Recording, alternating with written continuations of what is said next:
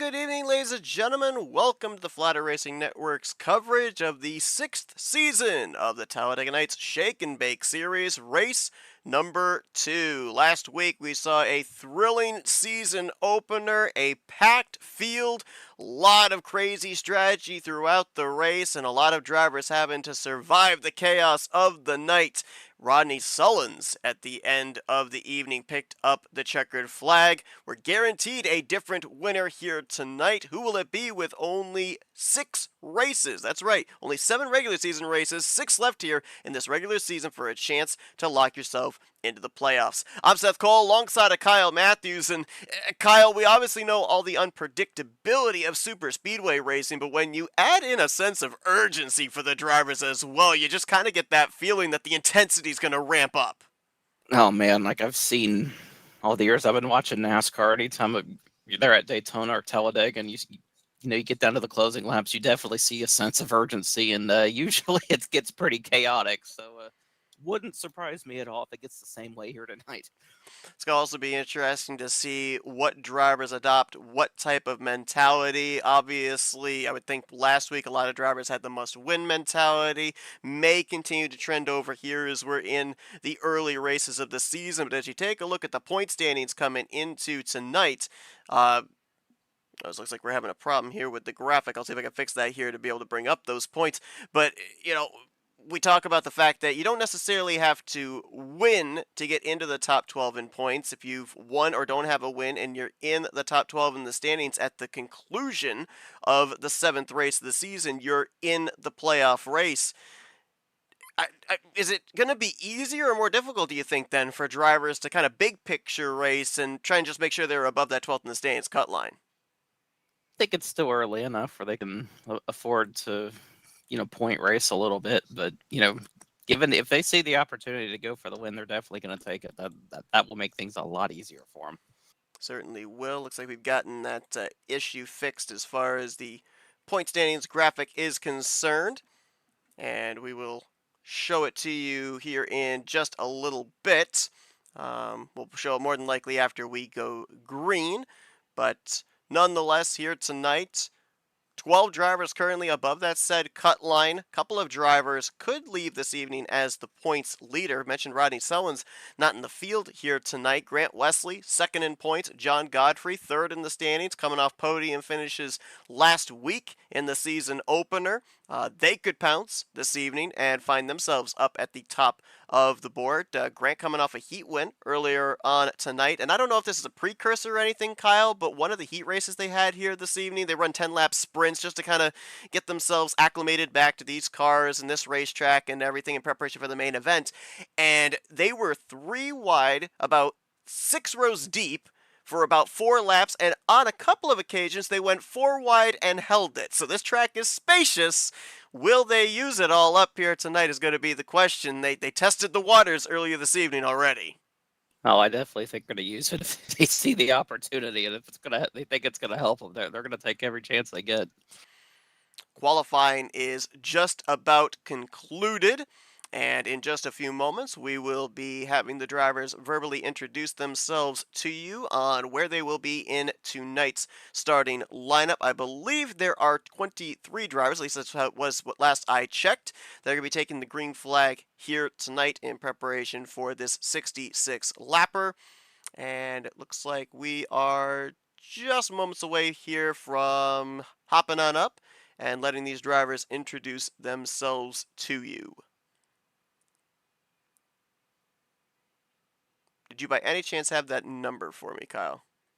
6. Okay. All right, so we will hop on up here and find out who's starting where for tonight's second race of Season 6 of the Talladega Nights Shake and Bake Series. Channel switched. All right, one race in the book, second one ready to be run tonight, and this is the starting lineup.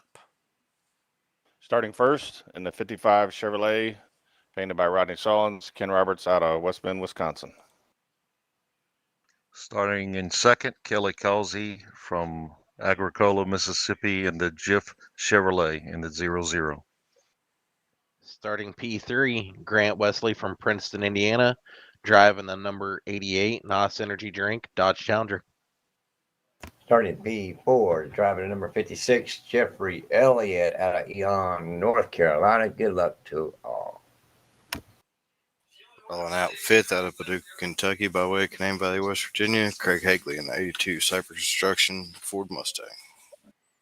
Starting sixth out of Florence, South Carolina, number 94 Flatout Racing Network Chevrolet, Jessica Loralee.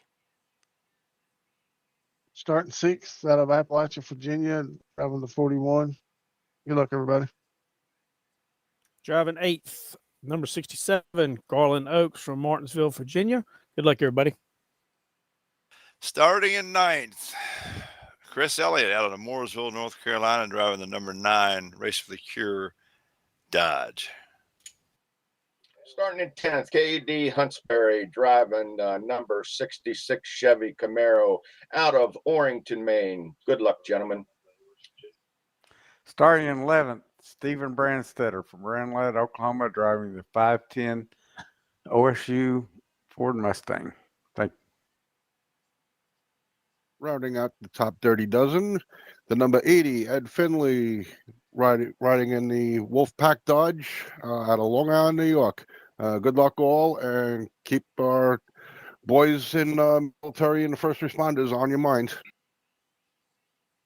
Starting Lucky 13, the 024 Chevy Spenguli, painted by Rodney Sullins. Dennis McCarthy from Long Island, New York. Starting in the 038, Dave Hubbard Jr. Let's get her done, boys. Driving 15th, driving 74, Robert Spring from Madison, Ohio. Starting 16th, driving the 28 Dark Horse Mustang, Mark Paglia from Gainesville, Georgia. Outside of row 9, number 711, John Godfrey from Cornelius, North Carolina. In the next starting position, number 29, Brian Wolf out of Youngstown, Ohio, driving the Fluid Studios Dixie Rebel Chevrolet. Good luck, everybody. Starting in 20th, Ulysses Sandoval, driver of the 96 Toyota Camry for Team Wrecking Ball from Baltimore, Maryland. Good luck, everybody. Driving in 21st position, the number 60, Perry Bond from Virginia. Good luck, guys. Starting in 22nd, the 19 Dodge Challenger Jaeger bomb car painted by the man Rodney Sullins. Hailing from North Springfield, Vermont, you got Rod Weston. Starting 23rd, Alex Moe, Southern California, 48 Lowe's Chevrolet. Starting 24th, driving the number 3, Jim Goodrich Chevrolet out of Mount Sterling, Kentucky, Gary Heiser. And rounding off the field, starting 25th, Steve Wright, driving the number 61, throwback Mountain Dew ride. Good luck, everybody. So there you have it. Those are the drivers getting ready to take the green flag here tonight at the Talladega Nights Super Speedway. 6 races left in the regular season, looking towards the playoffs. Good luck to everybody here tonight, and we'll be talking to the podium finishes at the end of the evening. So best of luck to all. I'm your number 1 fan, Seth. Thanks, Seth. Who loves you, man? Thanks, Seth. I love you. Seth. Channel switched. All right, so those are the 25 official drivers that are going to take the green flag here this evening. A little bit smaller of a field than we had last week, but if it's anything to go by what we end up seeing in the heat races, where I think for the most part it was between 12 to 15 drivers in those heat races, you double that energy with about double the size of the field. Should be a good one here tonight, but it will be kind of interesting to see now, Kyle, that we've gotten the first race jitters out of the way, if you will, the brand new season last week. If now drivers here tonight will have to shift their mentality from survival to execution, and we may see pit road play a more pivotal factor than it did last week. Pit road always seems to play a factor, and it can really affect these super speedway races. It can break up the pack if we have green flag pit stops. So you don't want to make a mistake on pit road and be left, out on the track with no drafting help. Certainly do not. These drivers going to have about 4 minutes of happy hour here, get a little acclimated to where their pit stalls are and everything. You heard that starting lineup, and obviously, with having about what was it, 25 drivers, like I said, that are taking the green. Nobody's going to necessarily have to worry about having a pit stall way back towards the entrance of pit lane. A lot of drivers have documented this in the past. It makes it very difficult to hot pit when you have to get on the brakes that quickly and slow at such a rapid pace. Just about everybody here tonight, it would seem, whether they start up at the front and have those pit stalls up near the pit road entrance exit commitment line, I should say, or drivers that qualified towards the rear of the field would be in the mid area of pit road. It doesn't look like anybody's going to necessarily have to deal with being maybe a little bit more uncomfortable in what they're used to with hot pitting, and that could be important as well, especially if we have those pit stops under green. Anytime you don't have to worry about it, and the less you have to worry about on pit road, the better. So I think everybody's going to be happy about that. Shout out to everybody that's in our chat here tonight. Had David Chin chiming in just when we came onto the air here. Denny Carroll as well. Appreciate everybody tuning into our coverage here this evening, as we are a little over 2.5 minutes away from getting the second race of the season going. Just a little bit of a idea of what's coming up here in the next week on the Flatout Racing Network. It will be tomorrow night. We will be going super speedway racing under the lights at Burnt Screwdrivers Raceway for race number 7 of the second season of the ASR Super Speedway Series. The battle for the championship is closing up in that series, and there are only 2 races left to go. Tomorrow night will, in a sense, set the table for the championship finale. That green flag scheduled to fly at about 8:15 p.m. Eastern Standard Time. The next time you guys will be seeing us will be on Wednesday night, as we will be bringing you about midway through the season, I think they are right now, through the 66th season of the Aero 88 series for Rolling Thunder Gaming.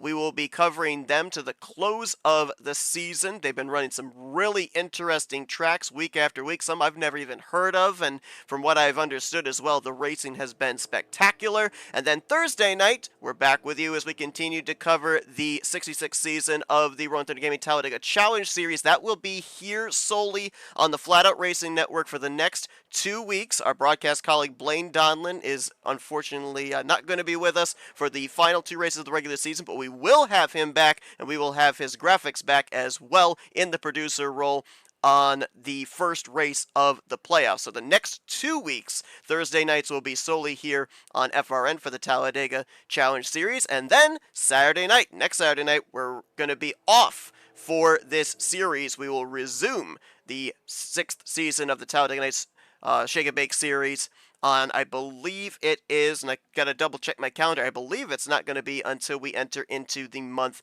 of November, so it will be 2 weeks from tonight. But that's a look at what's going to be coming up here in the next week or so on FRN, as we are moments away from these drivers getting ready to fire up and go green. Busy time of year. Oh, yes. The cooler weather starts to set in, and everybody wants to be inside racing. Can't say I blame them for Nope. that.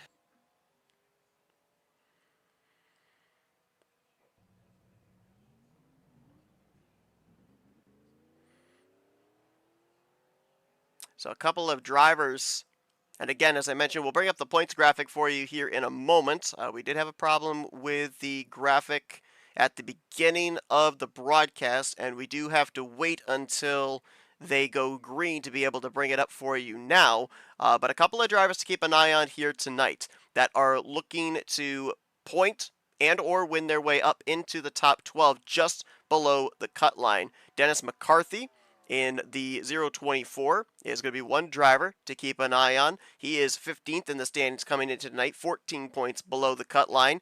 Ken Roberts, 16th in the points, as he's going to be starting this race from the pole position, along with Brian Wolf, 17th in points. They are actually tied right now, 16th and 17th, a total of 19 points below the cut line. They've got a big opportunity here tonight to be able to make their way up into the top 12 as a number of drivers, a trio of drivers that came in 10th, 11th, and 12th in points are not in the field, that being Robert Breedlove, Bob Sire, and RJ Cabana. And we've seen so often in the past, Kyle, when you have not only the beginning of a new season, but you put drivers on a super speedway, it doesn't take much. A top 5, a top 10 finish can leapfrog you through the point standings. Subsequently, a DNF outside of the top 25, 30, you can plummet through the point standings. Yeah, it's amazing how much points, like how many points you can gain in a race, and then you could lose just as many, if not more. So just goes to show you how crazy and how tight the field is, how that can affect the points.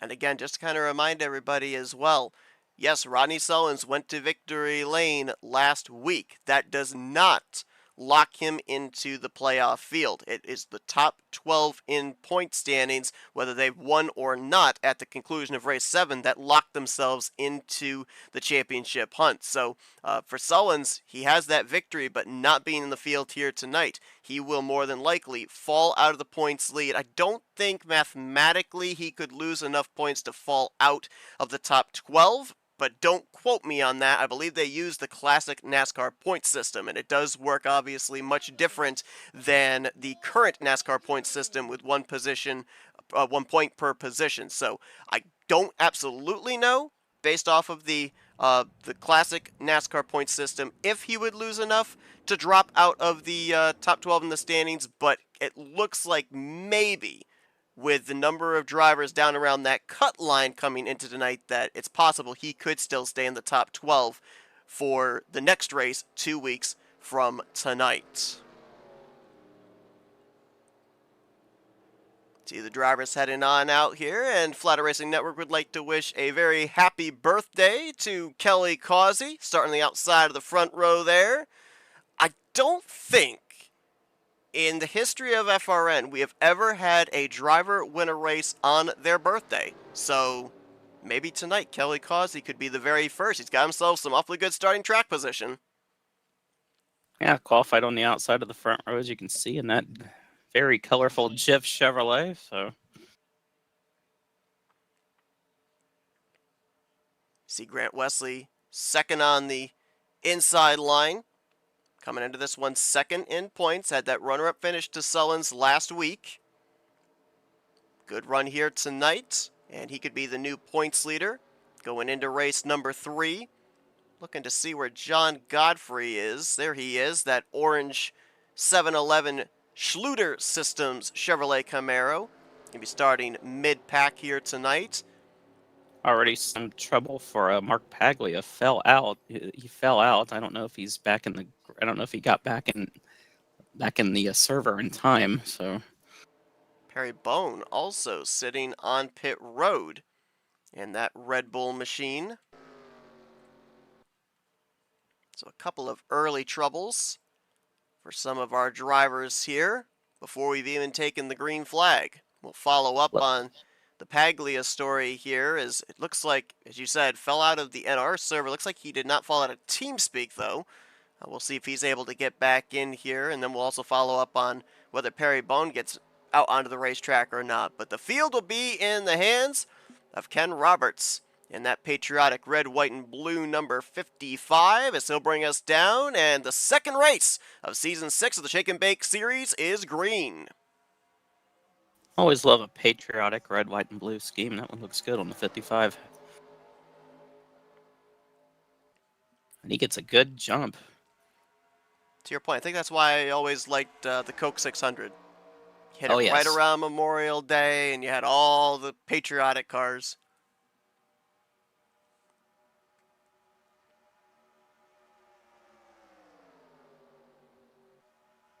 And the 60 manually disconnected, so not sure what's going on there.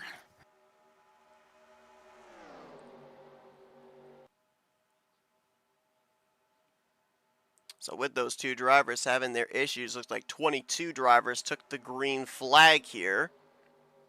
As Ken Roberts going to lead him around, and he will complete the first lap as the race leader. He's got some good help there from Grant Wesley, Craig Hagley on the inside line. That outside line there, that trio, quartet there of Causey, Elliott, Laura Lee, and Oaks, they've been staying pretty tight as well, and they've been able to keep really in touch with Ken Roberts. That inside line has not been able to predominantly pull away. As a matter of fact, that middle line got a nice surge this time down the back straightaway.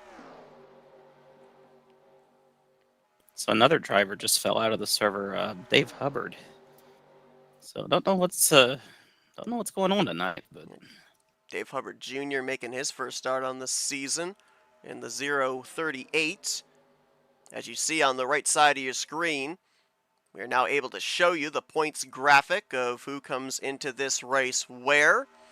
Top 12 in the standings, you can see, are highlighted in green, and I guarantee you it will look entirely different when this race concludes and we come back to you in 2 weeks for the third race of the season, as very early on here in Season 6, you're going to see a lot of moving and shaking, or I guess to steal a coin of phrase from the series, a lot of shaking and baking in the point standings. What better thing to say? I mean,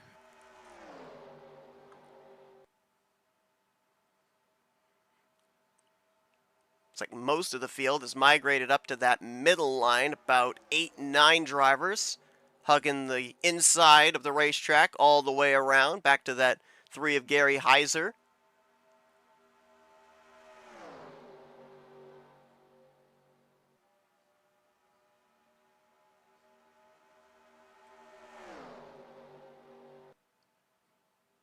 Kind of gridlocked right now. Get that big run on the inside line through the entrance to the center of the corner, and then from the center off, that middle line gets the run. Causey able to nose out ahead when they get to turn 3, but then watch how Roberts draws right back up, and then he'll have the nose out in front when they exit off of 4. yeah, this looks like how they looked on the pace lap right there. There's a lot more cars on the outside, but that inside line is holding strong. Nobody yet seems wanting to venture up there and try a third lane. I'm seeing a couple of drivers kind of gap themselves back there in this second groove. A bit of daylight between the Dr. Pepper Toyota Camry of Garland Oaks and the New York Yankees Chevrolet of K.D. Huntsbury. But that could just be a case with a lot more drivers up there in that outside line. A little bit more checkup, giving a little bit more room in the entrance to the corner to avoid a late bump into the turn. Causey able to inch ahead, but as soon as I say that, Roberts fighting back on the inside there with what you said was Grant Wesley right behind him. Seeing a little bit more shaken out of these drivers on the racetrack, and I'm not sure if that's on the broadcast end or if that's something that everybody is dealing with. Wonder if maybe that might, in a sense, have something to do with why we've been having some drivers have some connection issues here. As it looks like Mark Paglia has returned to the racetrack now. He is currently 1 lap down. Dave Hubbard is being scored, so he must have also gotten on the track. Yep, there he is. Dave Hubbard Jr. is also on the racetrack. Scoring currently has him 3 laps down. Not sure if those two will be given all but 1 lap back or what in that situation, but Well, right now for Mark Paglia, he is 1 lap down, so he would be in a free pass position to get back on the lead lap should we get a caution. They do 2 lucky dogs under each caution period. To your point there with Dave Hubbard Jr., I'll keep an eye on the scoring and see if they maybe manually give him all but 1 back here under green, and then that would put him eligible as well of getting back on the lead lap with the free pass should we get a caution.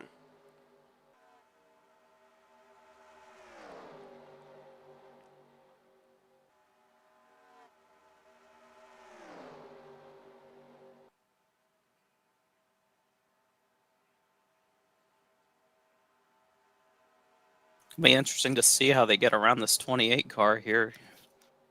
Pretty even here between Causey and Roberts again. Looks like Paglia is going to go to the outside out of the way there. Yeah, they caught him in a good spot entering into turn 1. Maybe one of the tougher areas to try and pass a car is when you're coming off of a corner, but a lot easier for not only the leaders that are trying to go around, but also for that lap car to kind of know where to be able to go to give enough room when they are stacked up double wide underneath them.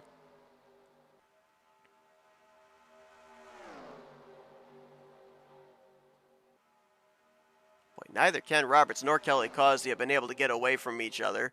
That last time by, Ken Roberts actually led the lap. So far, it has been Causey who's been the winner by time they get out of the tri-oval to the start-finish line in terms of laps led. 6 for Causey and 2 for Ken Roberts. Actually, now make it 7 for Causey as he'll complete lap number 8 with his splitter first to the line. Looks like Causey has a little bit of an advantage heading into 1, but Roberts is able to fight back on the bottom on exit, as you see there.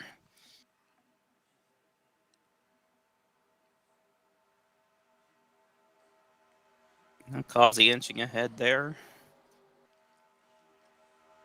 Everybody seems to be pretty comfortable riding in line here, trying to see whose specific lane can get the surge that they need to either clear Roberts on Causey or Causey on Roberts. And so far, they've not been able to make progress on each other as they continue to race side by side, back about 6-7 rows deep here. 9 laps completed. Lap 10 goes up on the board, so we are now halfway through a fuel run. These drivers would have to come to pit road somewhere between laps 18 and 20. And as mentioned last week, we did not have a round of green flag pit stops in the season opener. So drivers that may or may not have figured out maybe the tricks of the trade at this particular venue. See if they end up having a slight advantage and or disadvantage. I mean, I know that we obviously cover on Thursday nights where they're at Talladega version 4. On Sunday nights, we cover the race at Burnt Screwdrivers Raceway version 3. I know they're all variations of Talladega, as is Talladega Nights Super Speedway, but there are some differences, the nuances in terms of pit road at those different venues. So while you may be acclimated to getting onto pit road at one of those racetracks, it doesn't always mean it's going to be the same when you come to a different version. Going by the 038, they caught him in a good place there. Gets up out of everybody's way.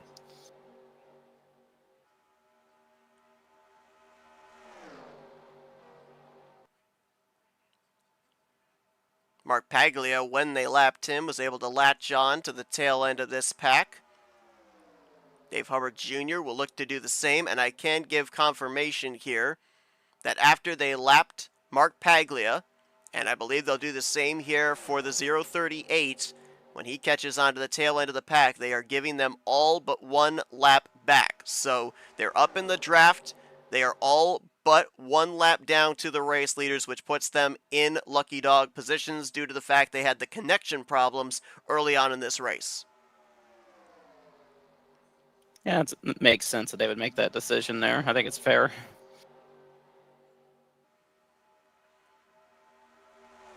That middle line starting to look a little stronger than it has been the last 10, 11 laps.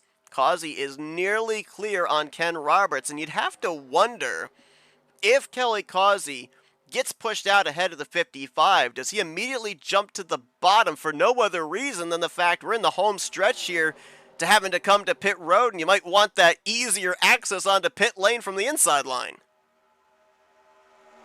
That would be a pretty good strategy right there. I mean, last thing you want to be is like stuck on the outside when they're trying to get the pit road. So, I mean, if he has the opportunity and if he has the opportunity to get to the bottom to make it to pit road, I'm sure he'll take it.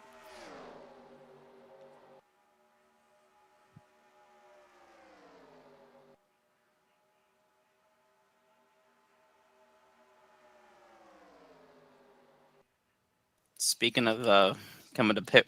of pit road here, just got told by our FRN colleague Jessica Lorley, 7 projected laps for these guys. So they'd be right on that lap 20 mark then.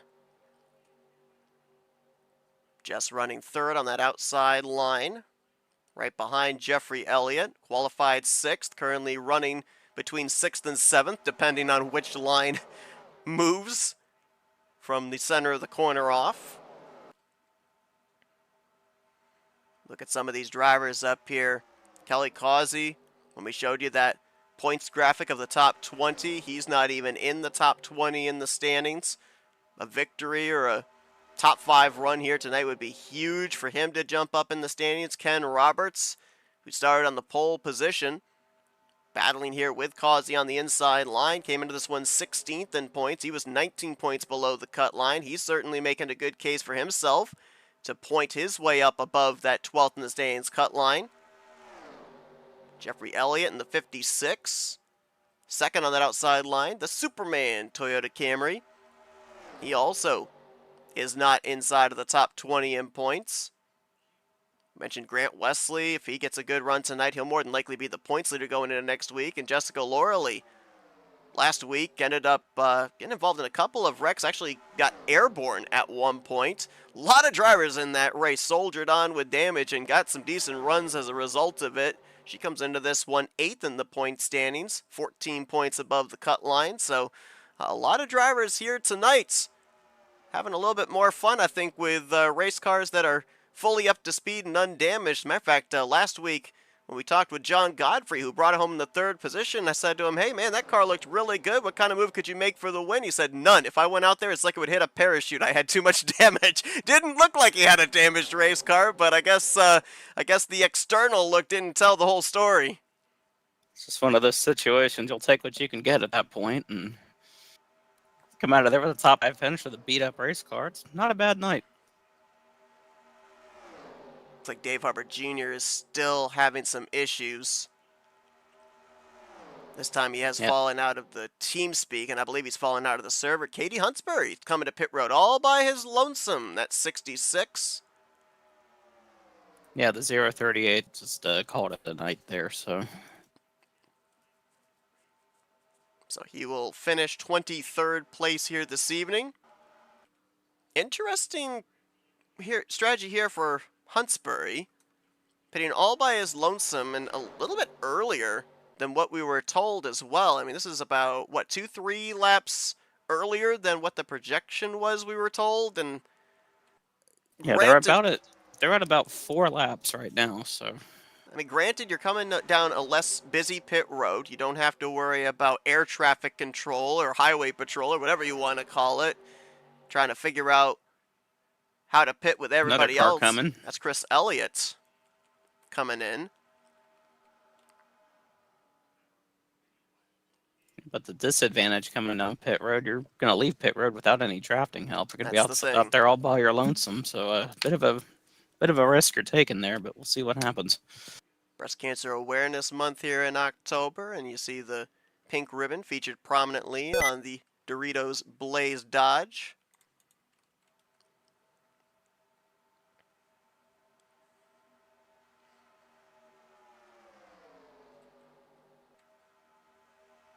Causey may be clear. As soon as the problem is for Causey, as soon as he gets clear, it's when they're going into 3, and before he can make a move down to the bottom, that's when the inside line comes forward again. It now looks like Robert Spring is coming down pit road. This is interesting. We're seeing little one-car breakaways every lap. Another car behind him coming down to pit road, the 61 there. Stephen Wright.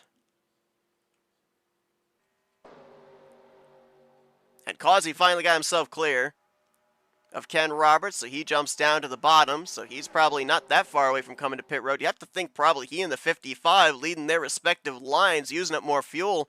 They're probably both going to come in this lap.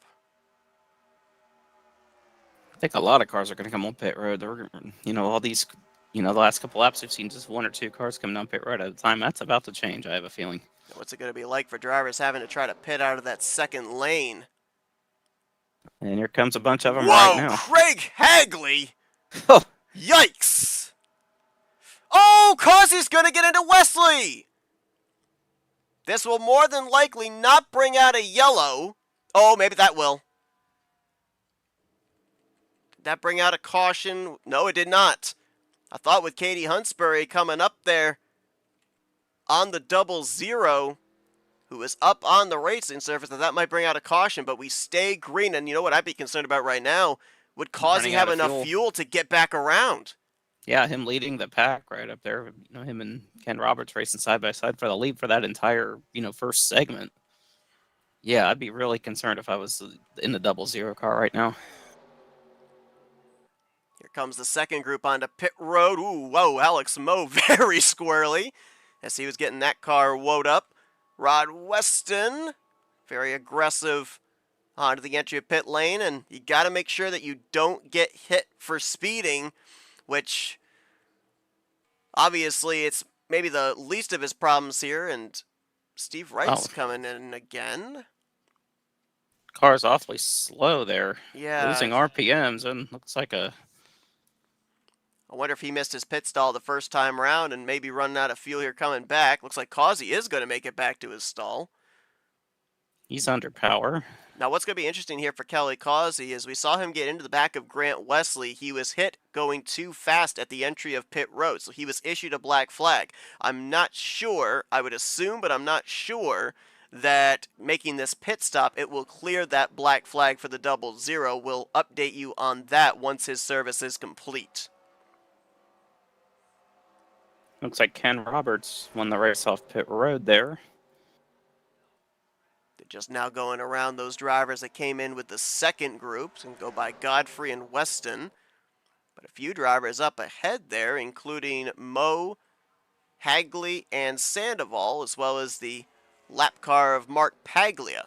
We'll see if these guys can get up to speed before the 55 comes thundering onto their back bumpers. They just blew by Sandoval there. He's on the outside with no help. No. Loreley gets behind him.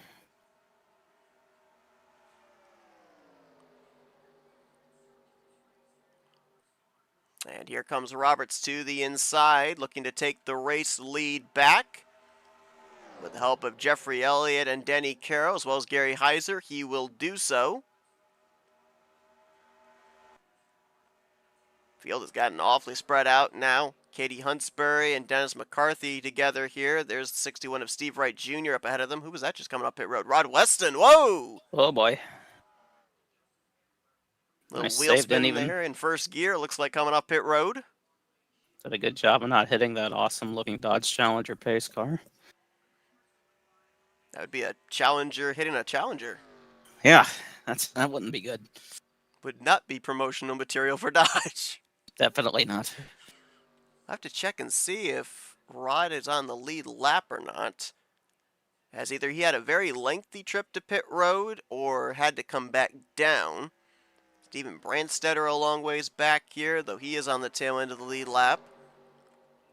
There's Grant Wesley. I'm amazed that Grant Wesley, if the 00 got a speeding penalty, I'm amazed that that bump from behind did not cause Grant Wesley to get a speeding penalty.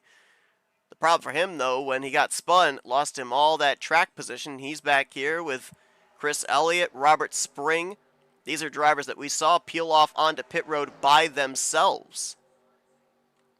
John and Godfrey they've all managed to also way find back each here. other. Yeah, they did.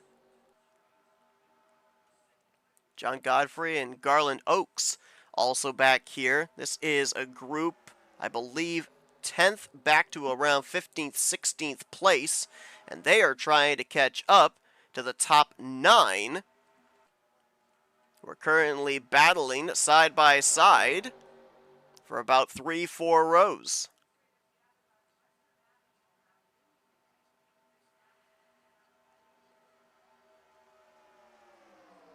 Looks like Kelly Causey, unfortunately, it's not going to be the birthday win that he was hoping for. Led 15 of the opening laps here just prior to the green flag pit stops. And it looks like he is done for the night. No fuel, the reason for the retirement on the outside pole sitter. Wow, no fuel. How... I mean, we saw him get back to pit road. It looked like he was under power just fine. So that's it's interesting how that's the reason given. It's a tough break for him. Looks like he will finish 22nd here tonight. Dave Hubbard Jr., the only other driver currently out of the race. After the dust has settled with the conclusion of this first round of green flag pit stops, we've got 21 drivers running, 19 of them on the lead lap, about to be 18 because the field is only about 3/4 of a straightaway behind Rod Weston, who is just now coming off of turn 4, and the field just now making their way off of turn 4, so there's only maybe about, I'd say, 2.5 to 3 seconds that he's got ahead of him, and obviously one single car is not going to produce nearly the same amount of speed as a pack of 5 are. I'm sorry, correction, a pack of 10 are.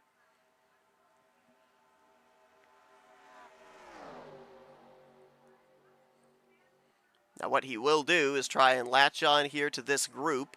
Mark Paglia is still 1 lap down. He's the 28 to the outside of the race leader there right now, leading that outside line. Yeah, I'm kind of Rod surprised that Weston. he got up into the wall there, it looked like. He got a little bump there from Ulysses Sandoval, who I think was trying to get him up to speed to keep him in this pack. I'm a little squirrely, but the wall saved him. A little bit surprised that Paglia is up here, racing with the leaders. He's already, a lap down in a position to get one of the lucky dogs, but...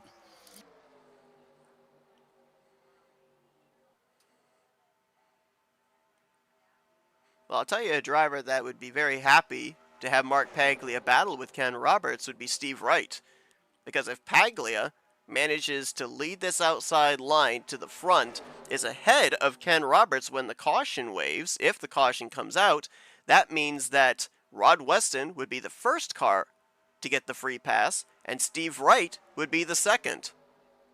If the caution came out right now, it would be only Paglia and Weston who would get the free pass, and Steve Wright would still be a lap down. So could also be too, if you're Mark Paglia, if you get the chance where you get a caution, get the lucky dog, get back in the lead lap, you want to know what you've got maybe for the race leaders. Something you can apply for later on in the race when the checkered flag is hanging in the balance. Well, he's right up here with the leaders, so it looks like looks like the car's pretty good. Just need to get that lap back. Looks like the top 5 or 6 have gotten by him. These drivers are all getting themselves single filed out, and I think I can tell you why. Look at that second group. As they were battling side by side, that second pack had been single file formed up, and they are closing quickly. So what is, right now, a pack of 10 cars with 9 on the lead lap could very quickly turn into a pack of about 15. Just for comparison, that first pack, average lap time was about a 48.6. This pack, 48.2. So they're cutting into that interval by 0.4 of a second every lap. And they're still doing some racing up here in this lead pack, so they're going to continue to reel them in. As soon as I say that, they get single file. I think notice that pack coming. I think if I remember correctly, it's about 1.5 seconds is the gap that you need to be off the back bumper of another driver to get a whiff of draft and be able to lock into what we call the slipstream. Visibly, I think Chris Elliott could be there already, getting just enough draft off the back of that 48 that this group's gonna have a tremendous run, and I would wonder, are they going to, once they catch up, they just gonna ride in line, or are they gonna take that momentum, see if they can jump to the outside or the inside, and maybe see if they can ride the run to the front? I'll be surprised if they don't try to get to the front at this rate. Almost looks like Alex Moe might be trying to drift back a little to tow that second group up. See him off of the back bumper of Craig Hagley by about 2-3 car lengths. That's enough room where he'd be able to draft back up, but it also puts him back closer to Chris Elliott. And just like that, yep, I think these guys are good. I think they're going to catch up to this lead pack. So these drivers up here in this lead group battling really saved another half dozen drivers' chances of winning this race.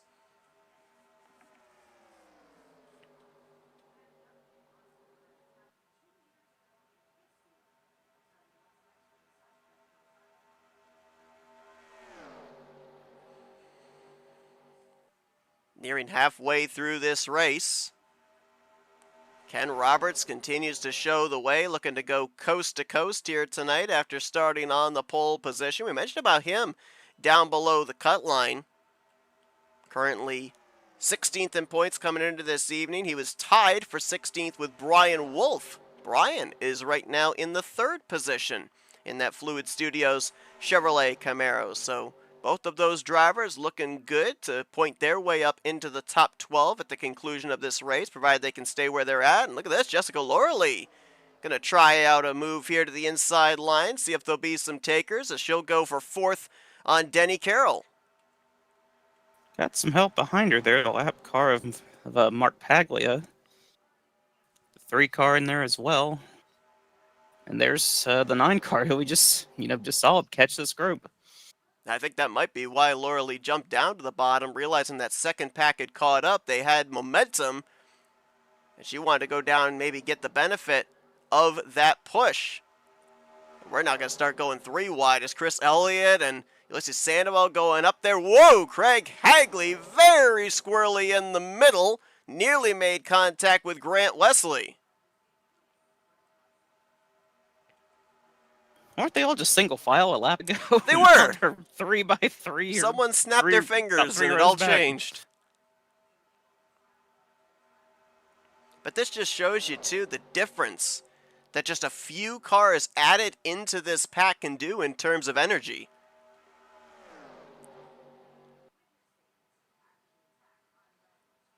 Curious how far that second pack was back there that we saw the 9 car leading. Like how far they were back after pit stops and all that racing that this first group was doing. I want to say something like 3 to 4 seconds back. They did a good job of coordinating that single file formation while they were battling this lead group to be able to catch up here. I mean, consider some of the drivers that were back in that group too. Robert Spring and Chris Elliott, who we mentioned were going to be at a major disadvantage once everything cycled around because they came to pit road by themselves, and Grant Wesley, who had that contact with Kelly Causey on pit road. So, I don't think any of those drivers would have been ones we would have considered being up in this lead group past the halfway point without the aid of a caution. Yeah, really. Have an issue on pit road like that, you're thinking, well, only a caution will save them, but here they are. Oh, trouble. Caution out. Oh, Robert Spring hard into the outside wall. Ed Finley also involved. We got another one in trouble further up there. That's Rod Weston in the 19. Looks like First maybe car I saw go around was that 80 car. Looks like maybe 3 drivers involved there. And that 80 of Ed Finley that you referred to looks like he's already out of the race. Caution's out for the first time here tonight. We had just crossed the halfway threshold. We were roughly about maybe 6-7 laps away from the second round of pit stops. But now, this will be interesting to see where it puts us in terms of fuel. Let's go all the way back to turn 3 because I don't know if maybe the 80 was already having an issue. He moves up to the 3rd line. Moves up all by himself there, and him and Wesley get together. I'm not sure if he came down on Wesley or what, or at the... Almost looks like maybe he did. Looks like he thought he could fill the hole back in. Now, I want to go to the aerial view because I'm trying to figure out why the 80 shot up the racetrack. I wondered if maybe he made late contact with the car ahead of him, which would be Craig Hagley, and that might have sent him straight into the corner. Yeah, that's what it looks like, and... It's coming down, yeah, he's coming down. I think he tried to squeeze in front of Wesley right there and just wasn't quite enough room. And it looked like Grant might have been trying to let him in as well. The problem is the 80 was up in the 3rd lane. The 88's running the middle line, so obviously Wesley's taking a shorter distance around the racetrack. And there just was not enough room for Finley to be able to tuck in line.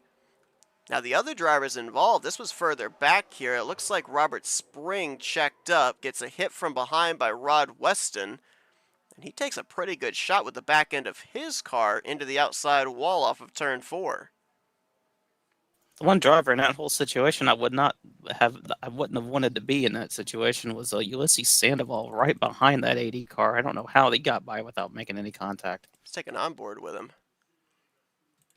He actually saw most everything happen there because he was right beside Grant Wesley as they were going into turn 3.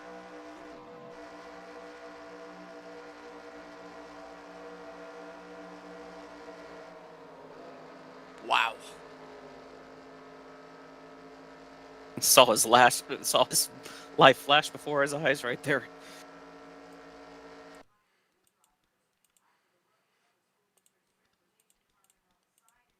So caution comes out for the first time here tonight. This is a big break for a lot of drivers who were a ways back, but had managed to stay latched on to the tail end of the lead lap.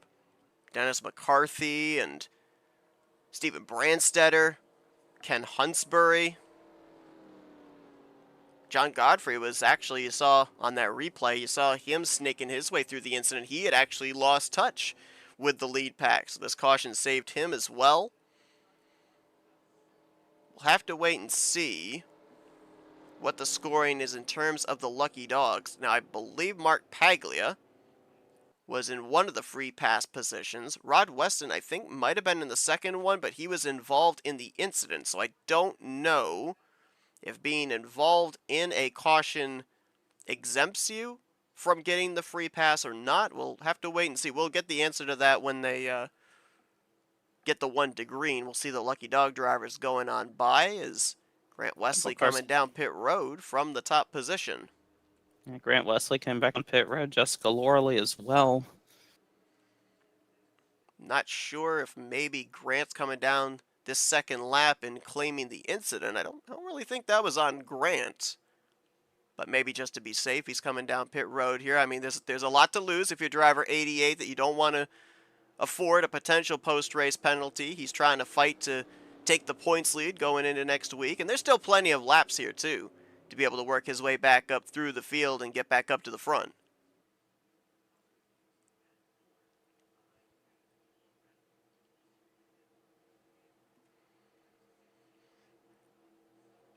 Mentioned Ed Finley is out of the race. He'll finish 21st. Kelly Causey and David Hubbard Jr. join him back behind the wall. 3 drivers currently 1 lap down. We'll have to wait and see who the 2 free pass drivers will be.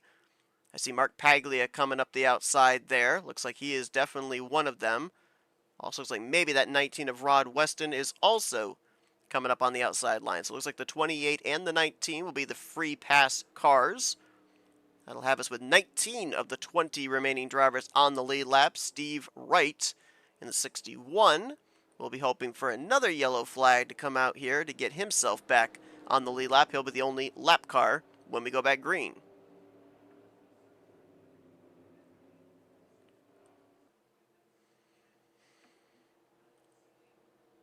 Just a little bit past the halfway point.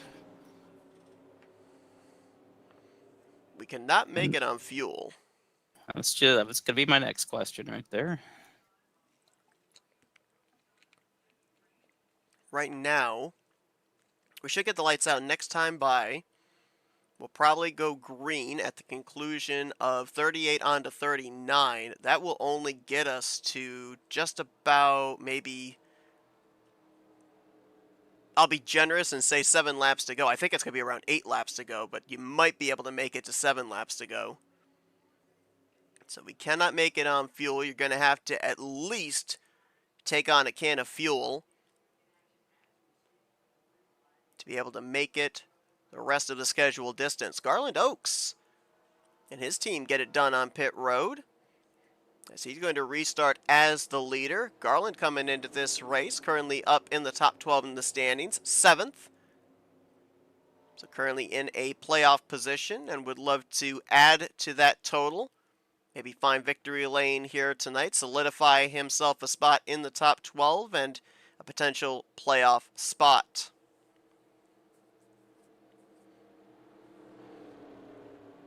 Again, just a reminder to everybody that's currently tuned in. Next week, The Talladega Nights Shake and Bake Series will be off. They've got a couple of off weeks during the course of this season. Next week will be one of them. We will resume coverage of the season in 2 weeks' time. But next week there will not be a broadcast for this series on Saturday night. And you mentioned that pit strategy right there. I noticed 3 more cars came back down pit road: the 48, the 94, and the 88. Doing exactly what you just said, trying to get it to where they only have to take a can instead of a can and a half. So playing Could that pay strategy dividends here. again. Certainly could. Definitely could. If for no other reason, too, let's say we end up having a caution come out even before the fuel window for these drivers to make it the rest of the way, that trio of drivers, they can come down pit road, take on less fuel, and gain track position on pit road. It may not necessarily have to be on a green flag pit stop. It could be on a pit stop under caution.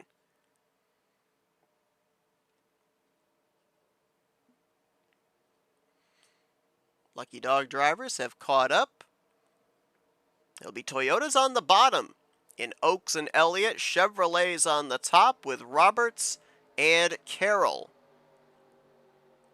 Ken Roberts looking to lead another 2 laps here. Right now, the bonus point for most laps led would go to Kelly Causey, who is out of the race. He's got 15 circuits out in front as the green flag waves. I believe Ken Roberts got a better launch at the start-finish line and actually did lead that lap by a splitter. Garland Oaks will look to surge back here on the inside line with help from Jeffrey Elliott.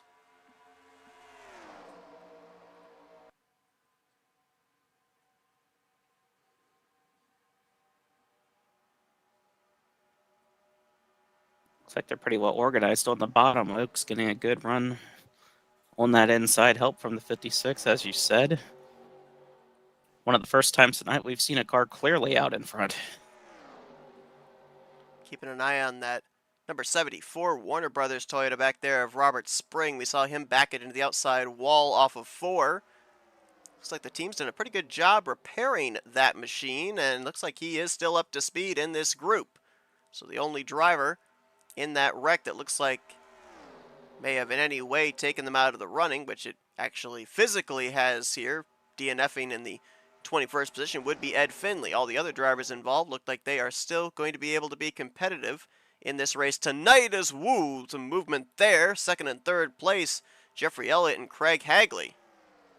Looks like they're trying to get a third line going here, too. 9 cars leading that, Chris Elliott. He had some help back there, it looked like, in the form of Rod Weston.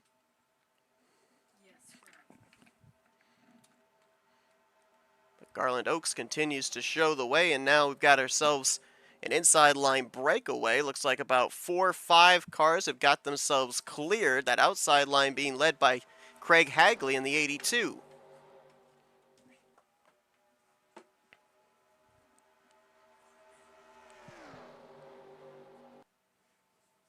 Oh, trouble!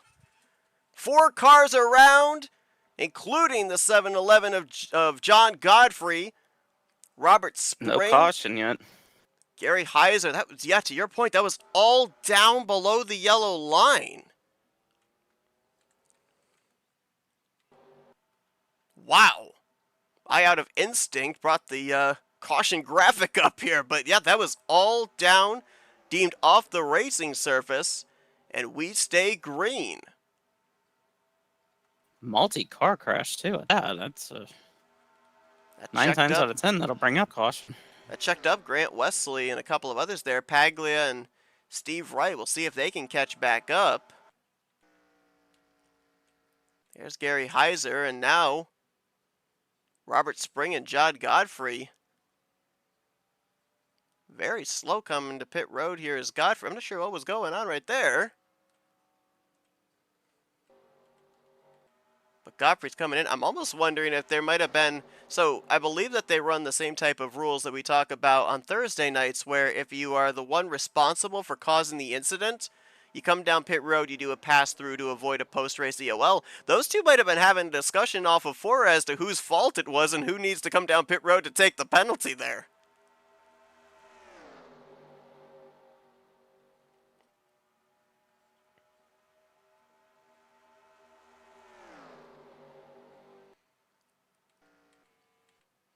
It's like John Godfrey ultimately decided to come down pit road. Boy, I'll tell you, we were talking about the fact that Grant Wesley and John Godfrey, these were drivers that were going to be able to capitalize here tonight on Rodney Sullivan's not being in the field 1 week from him going to victory lane. And so far here, we've had Grant Wesley with a issue on pit road during green flag pit stops, and now John Godfrey coming down pit lane for a pass-through. So this race has not been kind to the drivers that had a good run going in the first race of the season, here 1 week removed. Well, we thought Grant Wesley was going to be out of this thing when he had that issue on pit road with Kelly Causey, but he was able to work his way back up into the lead draft. So anything's possible here so far. He's going to need some more help as he's drifted away from the lead pack. He's got Mark Paglia for drafting help. Ulysses Sandoval has now moved to the point with help from Ken Roberts on that outside line. So one Team Wrecking Ball Toyota bypasses the other as Garland continues to lead the bottom contingency. Coming around this tie for 22 to go, we're starting to creep into the area where that fuel window would be open. We're not quite there yet. We got another couple laps, and then any caution from that point on, everybody can come down. They can top off the fuel tank. They'd be good to make it the rest of the way. I was watching that last lap when Ulysses took the lead there. He got a nice push there from Ken Roberts, and that propelled him to the front. And they've got more cars on that outside line right now, and it's working in their favor. Yeah, you can visibly see the momentum they're able to carry down the back straightaway. They're going to catch the 74 of Robert Spring. Looks like he's going to come to pit road. There's John Godfrey. Things are about to get worse for him. He came down pit road. He did the pass-through. He lost a lap in the interim, and now the leaders are not that far away from putting him a second lap down. Robert Spring just fell 2 laps down when he came to pit road, so currently Steve Wright is the only driver that is 1 lap down to the leaders, and he's a long ways back from this lead pack as well. Just look at how that outside line moved forward and that inside line fell back. At one point, we were talking about Garland Oaks and Jeffrey Elliott, 1-2 on the inside line. They're now back to 8th and 9th.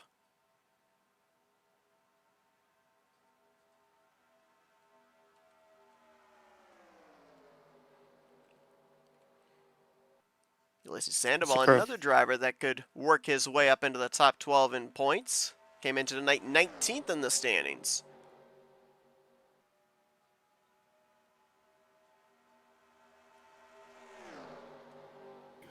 Most of this pack is single file. Looks like Garland Oaks is on the inside trying to make something happen, but don't really see any help.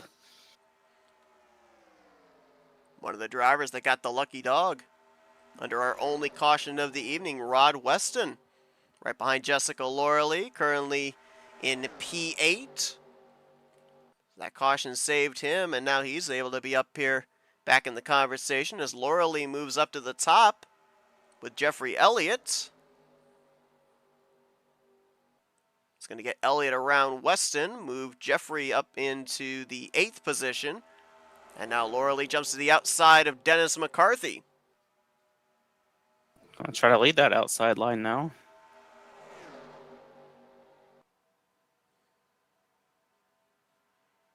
Nobody running below that first set of hash marks. They're either in the middle or the outside line down the back straightaway here. That looks so weird to see. You would expect to see a lot of drivers try to hug that inside line, but not here.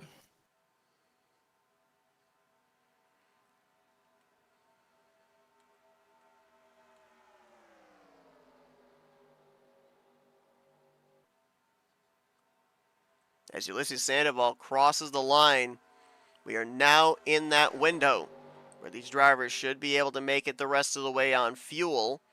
Again, though, if they're going to stretch it the furthest that they possibly can, we're looking at them being out here for maybe another 8 laps or so before they're going to absolutely have to make the dive onto pit road. Gary Heiser will go a lap down. He was one of those drivers swept up in that incident on the back straightaway along with John Godfrey and Robert Spring. So he will fall -1 to the leaders. He'll try and stay latched on here to this group.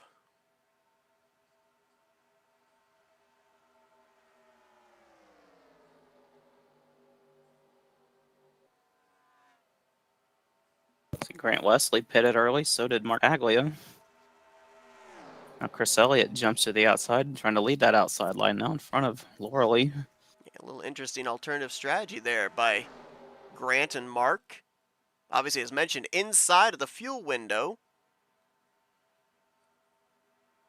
Maybe banking on being in the first car 1 lap down position if a caution comes out. Maybe also banking on drivers having issues coming to pit road for their final money stop.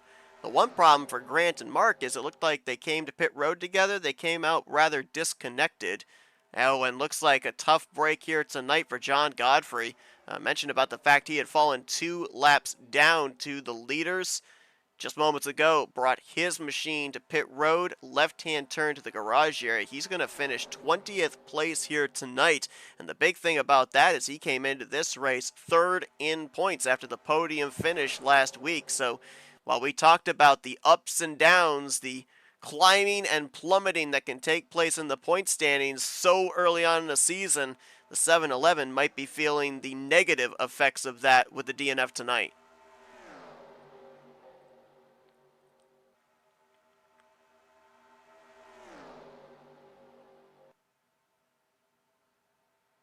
And they're making some progress on that outside line. They're the 9, the 94. Can't say who that is behind the 94 there, but it's the battle for 56, second. Jeffrey Elliott. Jeffrey Elliott right there. Rod Weston's up there as well as Dennis McCarthy.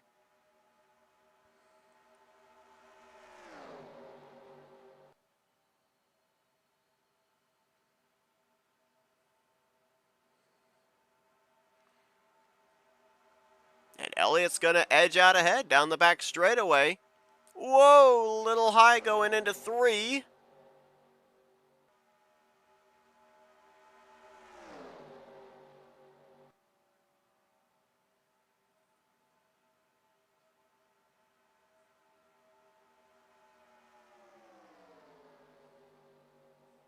Chris Elliott's got the fastest lap of the race as well, trying to take this race lead, a 47.466, which equates to 201.549 miles per hour. Not quite as fast as the fastest lap we saw put down on Thursday night. Never seen it before, may never see it again! Oh, boy. Oh, Ken Roberts is going to go around. Oh, he's up and over, and Jeffrey Elliott is as well. Look out, Craig Hagley back up the track, right in front of Brian Wolf. Denny Carroll is collected in the 41. And Elliott's car is trashed, smoking as it exits out of the turns 3 and 4.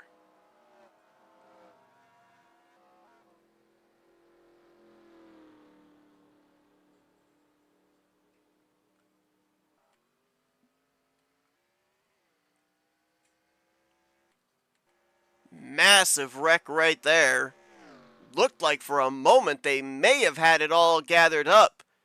But then Roberts got turned in the outside wall. Jeffrey Elliott and Roberts' cars kind of meshed together, and it was on from there.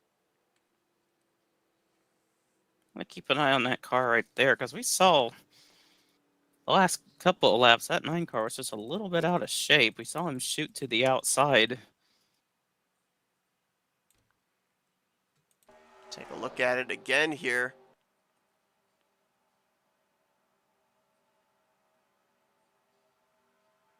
Ooh, looks like some bumper grab there. 94 goes down into the 55, and then the 55 comes back up. Couldn't tell who it was that was behind him. Looked like they bumper grabbed.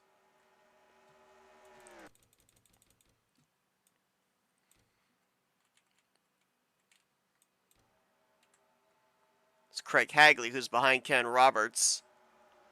And then watch this right here. It's like the 55 grabs the 56, flips him over. Dennis McCarthy slides up into Denny Carroll. And how Brian Wolf was not collected up in this, I have no idea. Watch this onboard with the 29. Because I thought he was going straight up into the outside wall.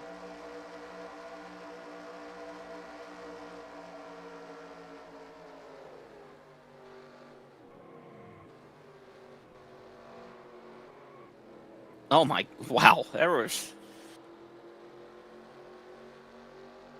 He should have been taken out 2 or 3 times there. That was incredible. Both he and Rod Weston were both in the same vicinity and both did a great job of getting through this. I mean, take a look at the view that Rod ended up getting here of the 56 catching air.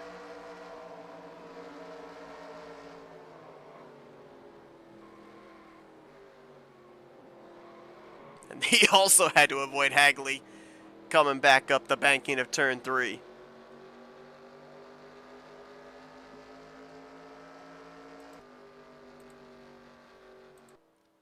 Well, this is the caution that everyone's going to need to be able to make it the rest of the way on fuel. So pit road will no longer be a concern for these drivers when we go back green.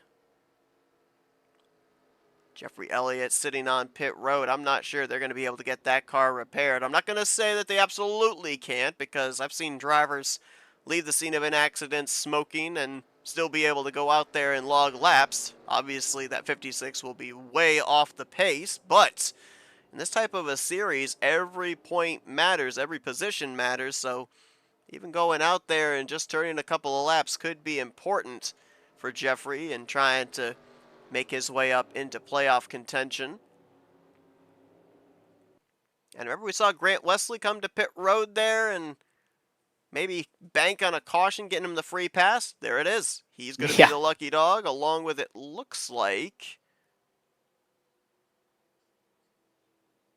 maybe the 3 of Gary Heiser.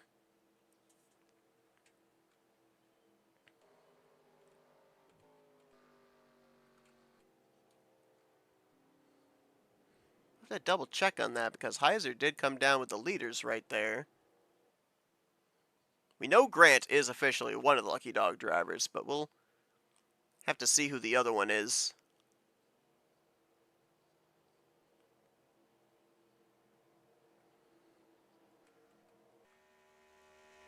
And this is why I didn't say confirmed out of the race, because, as I said, I've seen drivers smoking and still be able to get back out there.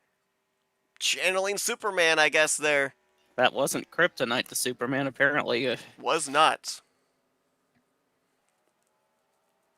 Roof damage and all, but hey, I believe he's still on the lead lap, too. If we end up having another wreck take place around the point of no return and he can get by all of that, Jeffrey Elliott still has an opportunity of maybe even finishing this race inside of the top 10. Obviously, circumstances would have to work out in such a way for that to be the end result. But this is a super speedway race. Never take anything for granted. So Grant Wesley and Gary Heiser officially are going to be the 2 drivers that will get the free pass here under this caution. This restart is going to be with less than 10 laps to go. We should get the 1 to green this next time by, which means it'll be 9 to go when we get back underway, working our second caution of the evening here tonight. Ulysses Sandoval is going to be the leader when we go back green over Garland Oaks, Alex Moe, Jessica Lorley, and pole sitter Ken Roberts, who right now is tied with Kelly Causey for most laps led at 15. We could end up having a 3-way tie here momentarily, as Ulysses Sandoval has led 11 laps, and we know he will lead at least the next 2, so he would be at 13 when we go back green. With Grant and Gary getting their laps back.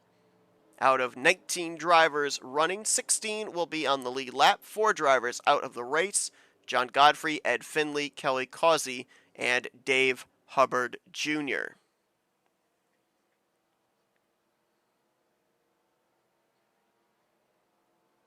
Lights are out on the pace car. So we've seen pretty much all the lanes be able to work.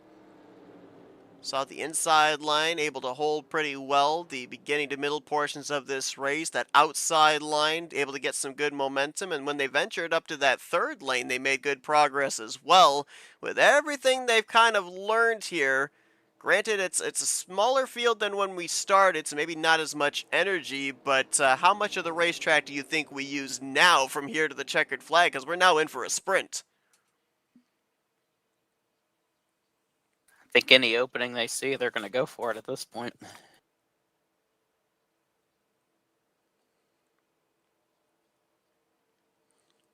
Talked about that sense of urgency that at the beginning of this broadcast. I think we're about to see that right here.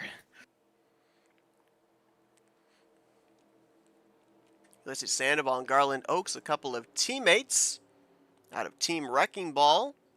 Gotta wonder if the Joey Logano phrased okie dokie might come into play here, where if one gets clear on the other, they will try in tandem and work together. Alex Moe, this is classic Alex Moe. Started shotgun on the field. Seems to always hang at the back until it really matters the most. Now finds himself up in the third position. Jessica Calorley's been up front all night, been making some good moves. Was able to lead an inside line up towards the front, a third lane up towards the front. And Ken Roberts, who started on the pole position. It's not easy to go coast to coast pole to win at a super speedway, but he's led 15 laps, ties for a race high here tonight, still in the conversation. We'll see if he's got anything left in the tank to get back up into the front and lead that all-important last lap.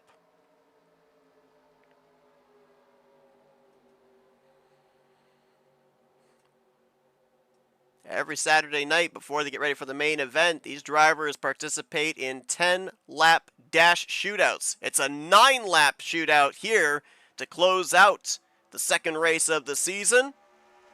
And a great launch for Ulysses Sandoval and Alex Moe. They're going to clear themselves both on that outside line. Yeah, not a great restart there for the 67. See if they can see if him and the 94 can make up some ground. Now he goes to the inside. Looks like Jessica's going to lead that outside line. Steven Brandstetter going to be the drafting help there. Another driver that's benefited from these yellows. He had lost the draft and was all by himself after the cycle of green flag pit stops. He's back in the conversation. Rod Weston right behind him. We saw that great avoidance of the last wreck that he had. He was right behind Jeffrey Elliott, who was spinning on his lid in the entrance to turn 3.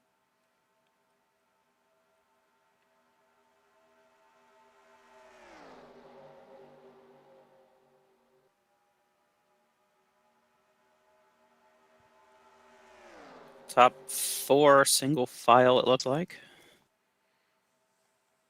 Battles for 5th, Denny Carroll.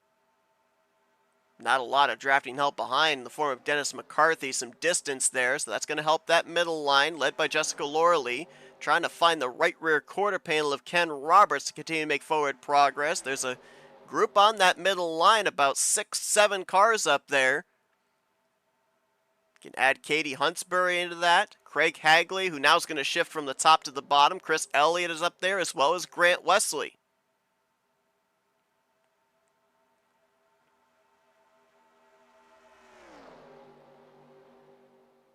Looks like Ken Roberts can't keep up with the 67 right now. That's really helping that outside line now. Well, remember, Ken ended up having his car mesh with Jeffrey Elliott, and I'm pretty sure that was with the hood of his car. So I think right now he's just trying to hold the bottom and hope that somebody is going to push him.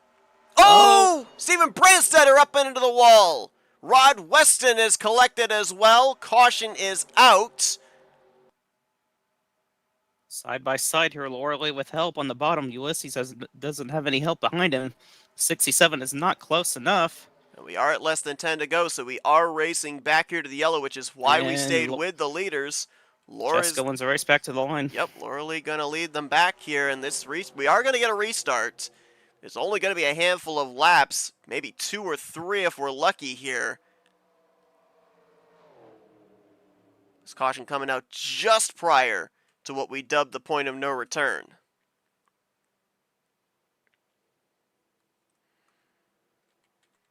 Let's go back and take a look and see what happened. The 510 of Steven Brandstetter was having a good run, was actually, I believe, the second car in that outside line behind Jessica Laura Lee.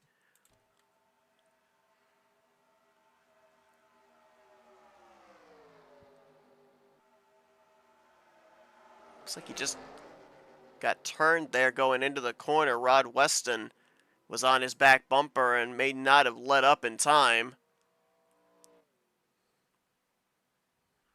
Pretty good shot with the driver's side and the back end of that 510 Dark Horse Mustang. We'll get a aerial view here. You see the 19 is on his back bumper, on his back bumper. Does he ever let off the back bumper? Not really. This is another example of why you don't want to push in the corners right there.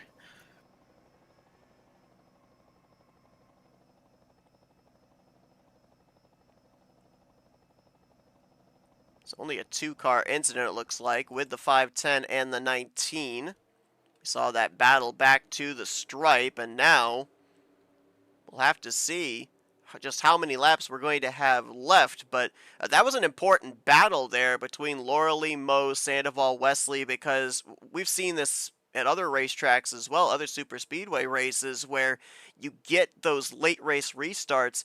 It's easier being the control car to play the defense for a small handful of laps than it is being the car behind trying to figure out where to make the moves. So being the control car here for the 94 could be very important, especially if we get down to that 2 or 3 laps to go mark before the green comes back out.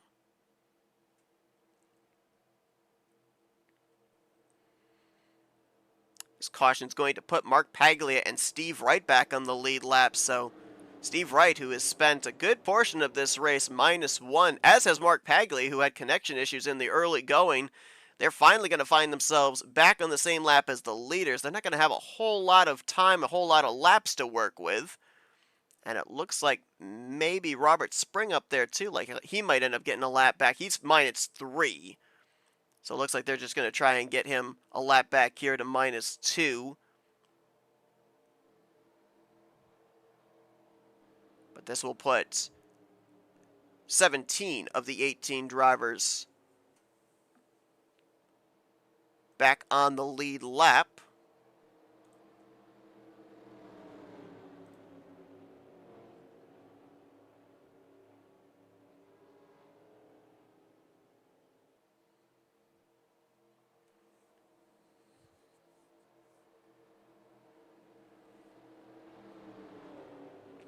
It looks like they're expecting that the lights will go out this time, which if they do, we're going to have a 3-lap shootout to decide this race.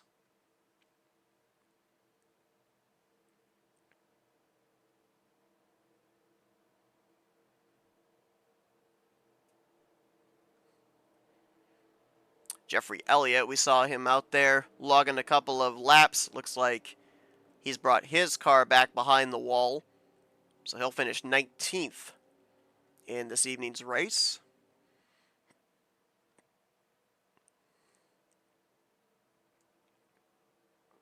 And lights are still on. Yeah. Interesting. So it would have been 3 to go. Now if they go out this next time by, it will be a in regulation green-white checkered.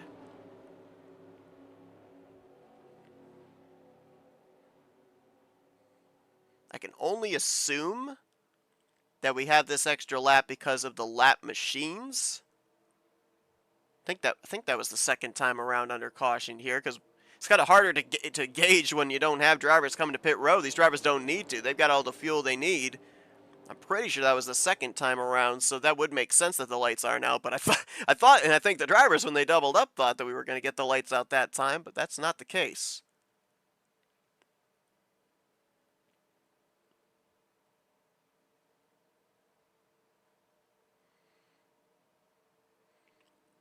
Of course, we documented on Thursday nights. In the next couple of Thursdays will be the last times that we'll be seeing Jessica Laura Lee running in a full-time capacity in Enter 2003 online races.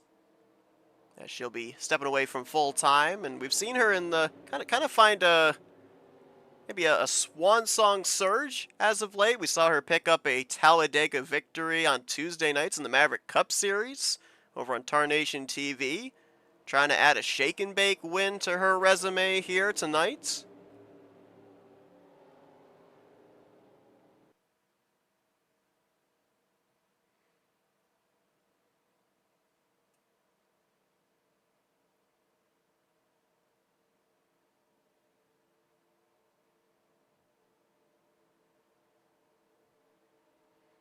Yeah, she just told me that she has a lot to overcome being in the FRN car. So Yeah, she and the FRN car don't have a very good history. To be honest, a lot of the FRN drivers in the FRN cars don't have good history. Very difficult to keep those cars on all four wheels. There goes Paglia and Wright, getting their laps back. We'll see what they can do here with these final 2 laps, as they are going to restart in 16th and 17th place.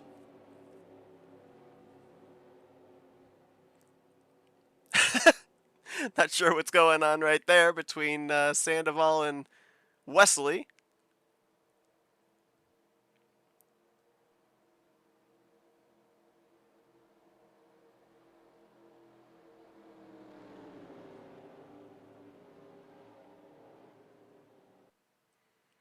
Well, as we enter into this restart, we will be in what is dubbed the point of no return. So once these drivers go back green, next flag is going to end the race. If the caution comes out before they take the white flag, when they get to the start-finish line, race will end under caution. We will run the final 2.66 miles under yellow back to the checkered flag. If they cross the line, however, to receive the white flag, we will race back to the checkered flag regardless of if a caution comes out. We will be staying with the battle for the lead the entirety of this 2-lap segment, whether it ends up being under green or under caution. We will go back and look at any necessary replays post-race.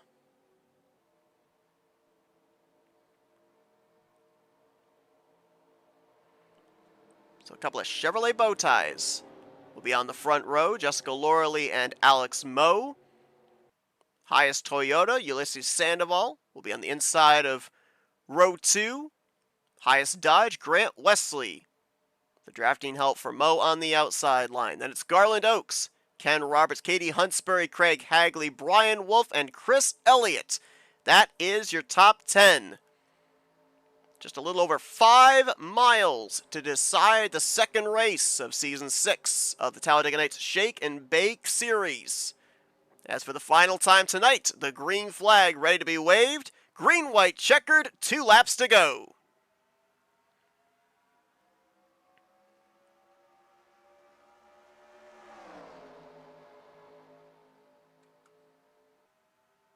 it's like the 48 got a little bit of a better start there, but Jess is right there with him. And now comes the shoving. From second, third, fourth cars in line. Both of those cars on the second place car on the outside and on the inside, two good shovers right there. Ulysses Sandoval and Grant Wesley. Alex Moe thought he was clear to come down. Almost mistimed it, nearly contact between himself and Jessica Loreley as they're still side by side off of 4. Trying to make it back around here to the white flag. Looks like they're going to do so. 1 lap to go here from Talladega Nights Superspeedway.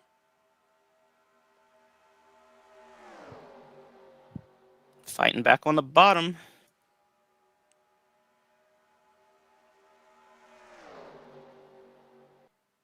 Maybe the line that wins out here down the back straightaway is going to be the line that wins at the start-finish line. Moe again able to edge ahead. Still not clear going into 3.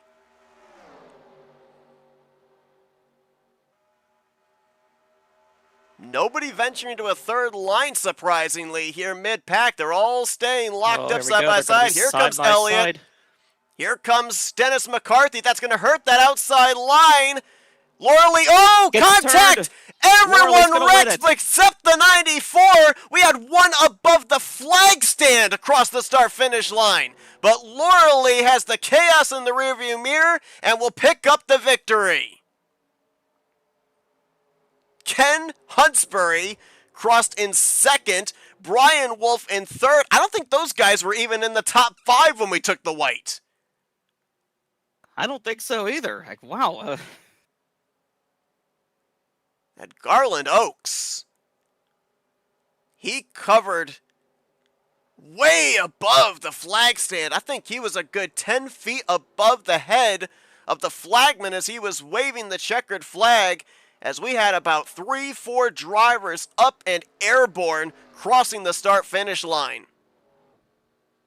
Here, I thought we were going to have us a photo finish right there, and all of a sudden somebody got into the 48, and these just parted behind the 94. Yeah, it was going to be really close to your point because Laura Lee edged out ahead through the trial. It was looking like that outside line was coming back. I don't know if Mo would have had enough momentum, but it may have been one of those too close to call photo finishes had we not had that wreck. But Laura Lee watched a massive pileup in the rearview mirror, was able to avoid it all, and picks up the victory here tonight. Came into this race 8th in the standings. This will obviously keep her up in the top 12 in points. And I believe, I would have to double check, but I believe this is her first career win in the Shake and Bake series. She said she has enough fuel to try to do a burnout, and here she goes. Can we officially call the FRN curse over now? Yeah, I would say so. I would think so. Maybe it's the pink for the breast cancer awareness or Could something. be. But,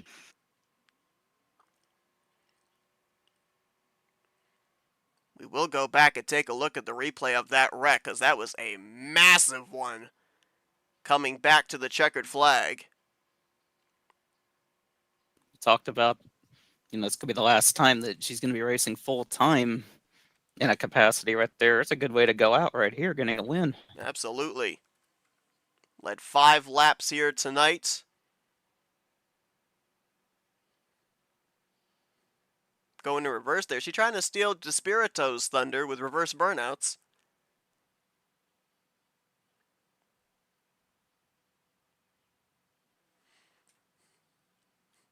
Jessica Laura Lee celebrating here at Talladega Nights Super Speedway. Let's go back to that race back to the start-finish line through the tri-oval. To your point, it was going to shape up to be a very close photo finish. And all of a sudden, it culminated into this, the big one on the final lap. Looks like Ulysses may have pushed up or something. That's where the contact started. Man, look, 67 to 55, catching some air. Grant Wesley's completely crunched back there. Let's go to the aerial shot, because I think when we got to this point, I think that the second, third, fourth cars in each respective line, it was, I'm shoving you, you better hold on to it. Oh, yeah. And I think that we're going to look here. I think you're going to see the 96 rides up as he has the 67 in his back bumper. I think it's just a case of they were all pushing that right there. That little push there from Garland into Ulysses kind of offsets him from Jess, and it sends him up the track into the 48. But Yeah, at that point in time, if you're those cars in behind in second, third, fourth, your job is to push. Exactly, like your point right there. I would hate to see somebody get, a penalty for that accident, honestly. Yes, I agree. Like you said, you're just, you're pushing, you're trying to get all you can, trying to help the car in front of you. And, if you guys wreck at that point, you wreck. We see it so many times. And I think this is just another one of those times. See Grant up the track. He gets airborne. He's actually the one that kind of flings Garland Oaks up into the air.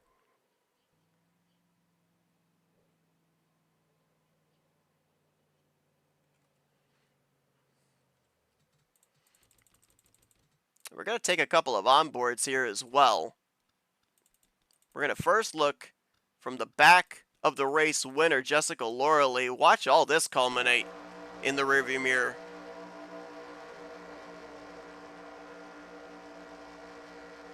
As chaotic as that looks, that is a beautiful sight when you're the leader coming to the line. Absolutely. And then Katie Huntsbury I want to see where he was when he crossed the line to take the white flag, because I know he was not in the top 5. He was 8th when they took the white flag. And this is what he saw. Maybe another beautiful sight if you're a driver running outside of the top 5 coming back to the checkered flag.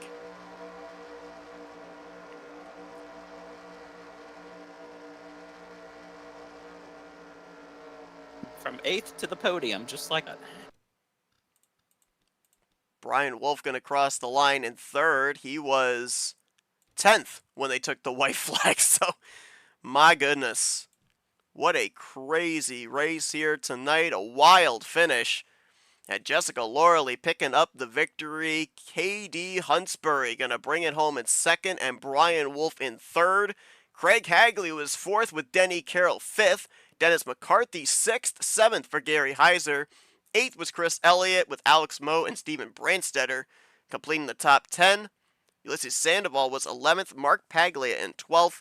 13th place for Ken Roberts, who started on the pole position. I believe, yes, he did get the bonus point for most laps led tonight, led 21 laps this evening.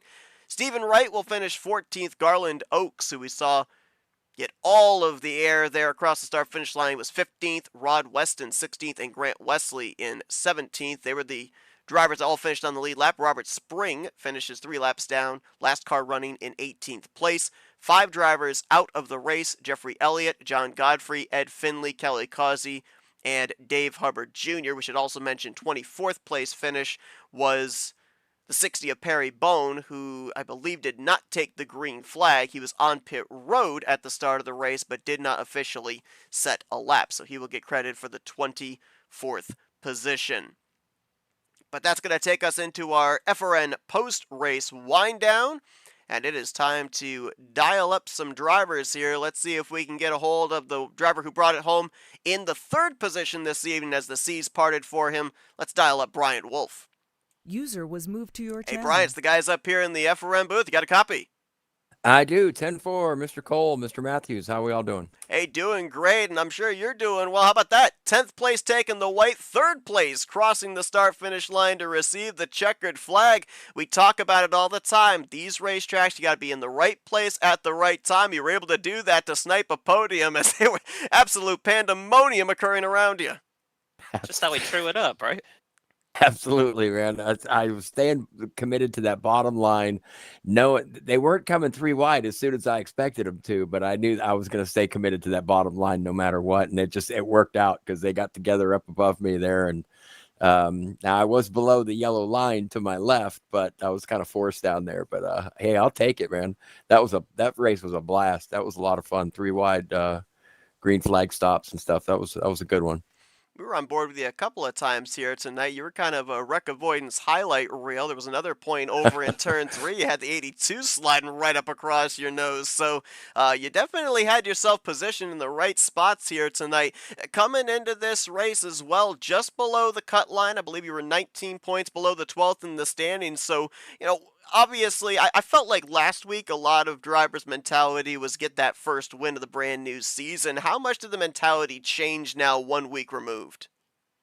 Absolutely. It's, this like any other series. I mean, you got to have good, consistent runs. And anytime I'm content to finish top 5 up against some of these names around here. You know what I mean? And if I can just keep continuing to do that, then, I'll make the playoffs and we'll go from there. I mean, we're racing Talladega.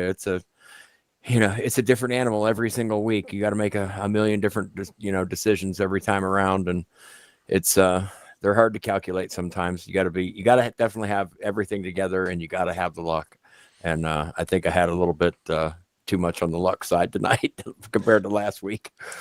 Well, we say it all the time. Doesn't matter week after week, and you run the same track, same version. It's never the same type of race. But congratulations on the great run here tonight. This will most certainly put you, I would think, above the cut line heading into the race in 2 weeks' time to continue on this season. Expedited season, so after tonight, only 5 races until that playoff grid is put together. Maybe you can carry that luck into that next upcoming race number 3. But before we let you go, Brian, the floor is yours for thank you, sponsors, and shout-outs. Oh, absolutely, man. Thank you guys for being here. And it's the cool part about this for me is actually, getting these podiums is I get to talk to you guys a lot lately here.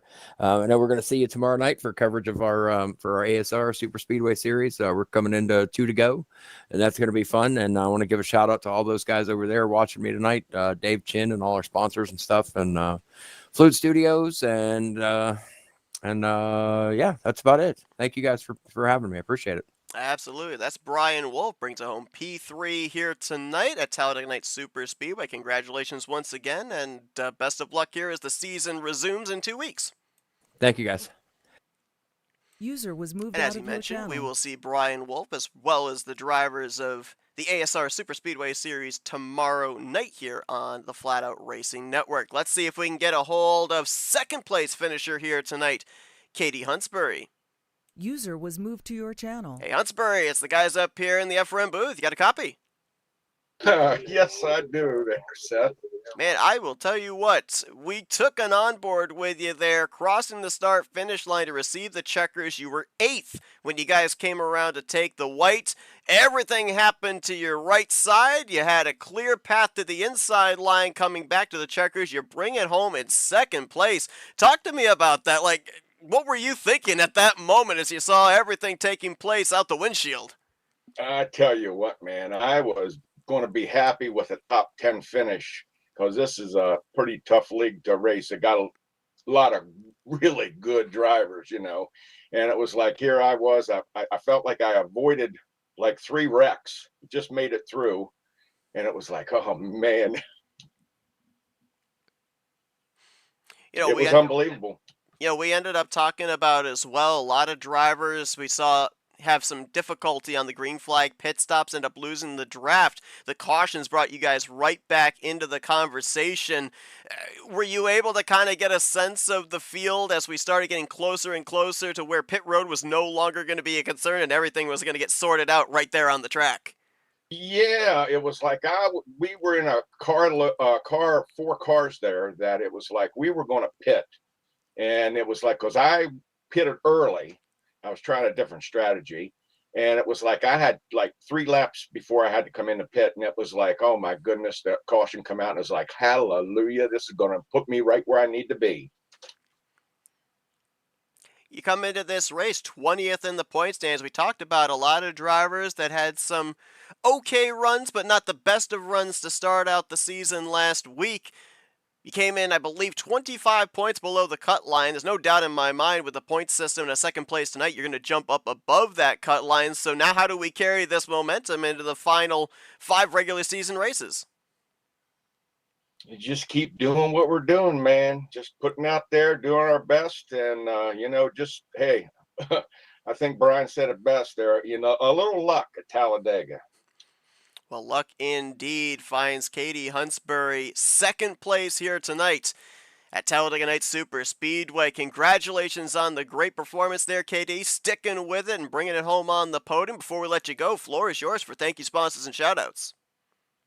Well, first of all, I'd like to thank you there, Seth. You're doing a great job there. Thank you for broadcasting this. Also, too, I'd like to thank the Elliots there, Jeffrey, Chris, Elliott, all the administrators over at Talladega Nights, second race here for the season. And I'm getting kind of excited, man. Well, absolutely. A great run here tonight. Certainly can get you fired up. We wish you the best of luck here for the remainder of the regular season, KD. Congratulations on second place here tonight. Thank you, Seth. Katie Huntsbury, User a was fellow moved out of your maniac, as he hails from the state of Maine, as yours truly. So a great run for him here tonight in that New York Yankees Chevrolet Silverado. Let's see if we can now go down to victory lane and dial up our race winner. The curse is reversed. Let's get a hold of Jessica Lorley. User was moved to your Hey, channel. Jess, Kyle and Seth up here in the FRM booth. You got a copy? I normally would say yes, but the FRN curse, I don't know. Hey, that's over with. I was gonna say it's been broken. We can't talk about it anymore. It's dead and buried. You do realize now that the FRN car has won a race with me behind the wheel. It's not going to win ever again. Nope, that's it. It's the one and done. But we were talking. Maybe it was the pink on the car. Maybe. Isn't it No. usually green? I've ran this car before, Kyle. No. Oh, okay. But a great run for you here tonight. I want to go. We'll talk about the race of the checkers here in just a moment, but I want to talk about what might have been maybe the more important battle, and that was the race back to the caution that set us up for the restart. I feel like it's been a running trend as of late with these super speedway broadcasts we've done when we end up having these late race yellows, and it's the race back to being the control car for what eventually is the final restart. You were in a dogfight with this is Sandoval, Alex Moe, Grant Wesley coming back to that one. How important was it for you to be the first one back to the start finish line, be that control car? And if you aren't that control car, how much tougher is it when you end up having an expedited run like that 2-lap shootout? Well, to me, and if you want to know the truth, I really wasn't worried about racing back to the line to get the lead off of that. I was pretty much content. I just moved up to give Ulysses room or whatever. I was thinking I was going to get second. I was fine with that. But Alex, for some reason, decided he wanted to push me, so that's what happened on that. But yeah, I get what you mean. It seems like recent races, it seems like everybody wants to be the first one back, and it goes back to turn one. And it doesn't matter if we're here, RTG, or anywhere else. And if you're racing a plate track, turn one is the most important because that middle line usually gets that big run off of two. So you want to be the control car so you can move up in front of that middle line, and then you can dictate where the run is on both lanes, especially if you got more than one lap left. You can go from the bottom to the middle because it's going to take them a little bit of time to get that third lane to go anyway. So, and when that third lane goes, usually the middle one, it's falling apart anyway. So, and that's usually how it happens. But tonight, I mean, I was surprised I was able to stay like that and just be fine at the end of that, just side by side like that. It's just weird. Yeah, I kind of go back to the beginning portion of this race when we saw you pretty much all locked up, double file all the way through the field. It was Causey who was leading the outside line, Ken who was leading the inside line. It seemed like every time it was the same narrative where the inside line would get the run into the corner, the middle line would get the momentum off the corner, and by the time you guys came around to the start-finish line, Causey on the outside line would snipe the lap. You were able to find something there coming back to the checkered flag where maybe for the first time tonight we saw the momentum through the tri-oval actually go to the inside line. Now granted, we saw Alex was starting to come back and we were probably going to be in for a very close photo finish. What were you able to find there that allowed the inside line to have momentum that we really hadn't seen all night long through the tri-oval? I honestly, when that was going on, the first thing I said to Ulysses was, and I think, did Kyle tell you what Ulysses told me over whisper? No. I don't think I did. So I'll just open it up right here because it's fun. I know he doesn't mean any direct harm by saying this because he's a fun guy. He's like, I don't care about if you win or if I win. I just don't want Alex Moe and Grant Wesley to win. Do everything in your power. I don't care if you cut them off or wreck them. I don't care. Make sure they don't win. So anyway, I mean, I told Ulysses, look, and I listened to what Kyle told me back over Whisper. Look, if you want me to win, or if you want to win, or if you don't want them to win, you got to push me by them to begin with. You know what I mean? I told him during the race, the last bit, I told him to go ahead and shove me in the corners.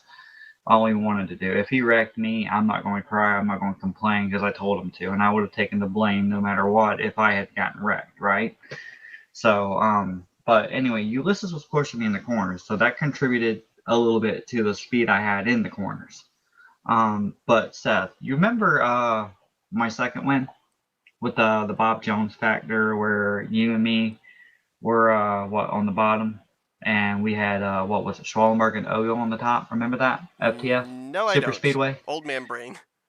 It was FTF Super Speedway. Bob Jones was leading. Daniel Day got wrecked off of 2 and took out Bob Jones. Remember that? Nope. Oh, wow. All right. You need to go back and look at that eventually. I probably do. But anyway. So I used the tactic I was thinking about from there. So in the corners, I was trying to move up a little bit on my entry so I could dive it down, and then coming off the corners, if you notice, I moved up a little bit of a lane, just like maybe a quarter to a half a lane up a little bit to try to push them up. So when I got ready to dive into the tri-oval and into the corners, it would take them a little bit longer to do the diving when I'm already diving. So I would get the advantage slightly of the run downhill momentum. So it would take them a little bit longer to, slowly catch back up to where it was side by side. Just use a little bit of momentum. So if you push someone up a little bit on that high side, just push them up. What's going to happen? They got to readjust and re-angle themselves in order to be able to get alongside of you and use that momentum to come back down. It just messes the whole lineup if you move up just a little bit. Gotcha. So it would aggravate them if you. That's what we did to Schwallenberg and Ogo. If you go back and look on that trioval, we moved up a little bit, and they had to move up. And when they were forced to move up, right when they moved up, we turned to the left and were able to get a little bit extra run down the hill of the trioval to get that little bit of advantage. Now, you told me that you had, jokingly, you said, you had enough fuel to try to do a burnout. I know in that final pit stop that you made, you only had to take, just a can of fuel. What was fuel looking like after that? I mean, well, after that, I was fine. After yeah, that, I was fine. It was like, prior to it, though, it was a can and a half, and I was looking at, what was it? It was a 31, I believe, and I'm sitting there thinking 31, and we can go with 20. That's an 11 lap. You know what I mean? It's 11 laps. It's not going to work for a can. To do that, you have to do an awful lot of saving and whatnot, and plus CTS physics, and depending on where you are and what lane, that's you got to really try to save. And these guys here, it would be very difficult to do a run on someone and then clutch to basically roll up on someone in the middle of a race. It just wasn't going to happen like that. So I decided that, okay, I was going to come in and pit, and then I was going to come back in as many times as possible and hit that third come in pit if I had to, so I could get at least right there at the mark, if not 1 to 2 laps shy of that, and then, under it, So I was good for about at the very end of that, I think I was roughly around recommended about between a splash to a nothing. Really, I was right there at it. I was fine.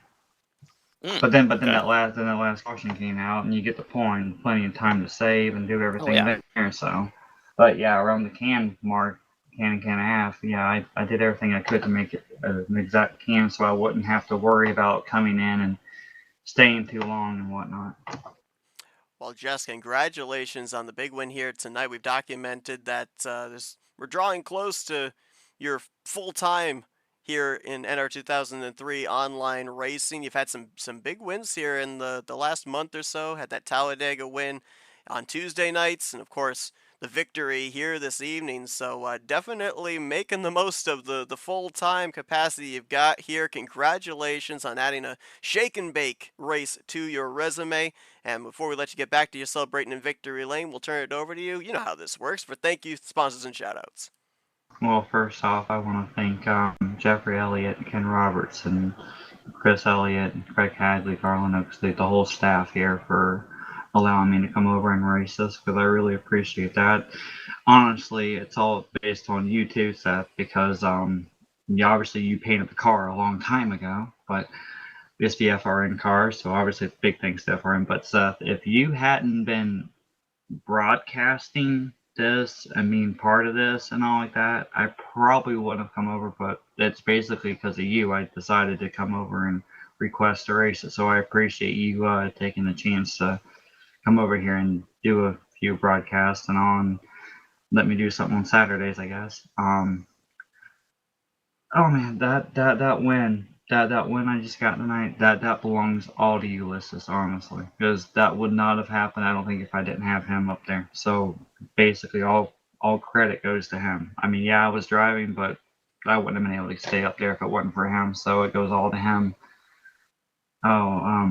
Thanks to Thrift Books, Kana-chan, obviously I love Kana-chan. Obviously all the candy that's on the car all the time. I don't know what candy I got on that one. So, but I think I got Arby's on that one actually, because love Arby's to death. But yeah, all in all, it was a great race, and I appreciate everyone that was out there that was willing to work with me. Some of them didn't get a chance to work with, unfortunately. But I had fun, and that's all that matters is I had fun and I enjoyed every little bit. So, Seth, just to let you know, good month so far, right? Yeah. And I'm not doing too bad in Brian Wolf's ASR league, so there might be a chance there somewhere with like 1 or 2 dates left. But just to point out, if I can do this in my retirement, think about what you can do in yours. You saying I need to retire? You might get a chance to win. I might win more races if I retire. Well, I'll tell you what, 2025 is your year. We'll make 2026 my year then.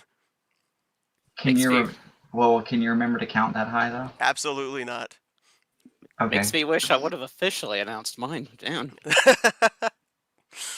Well, Jess, congratulations on the victory, and as you said, maybe a chance tomorrow night, as we're going to be at the ASR Super Speedway Series. So best of luck there, and of course the remainder of your dates here for full-time racing. Maybe we'll be talking to you a time or two more before that point here in the broadcast booth. And just popped up in my mind, I got to give a big thanks to Alex Mo for that.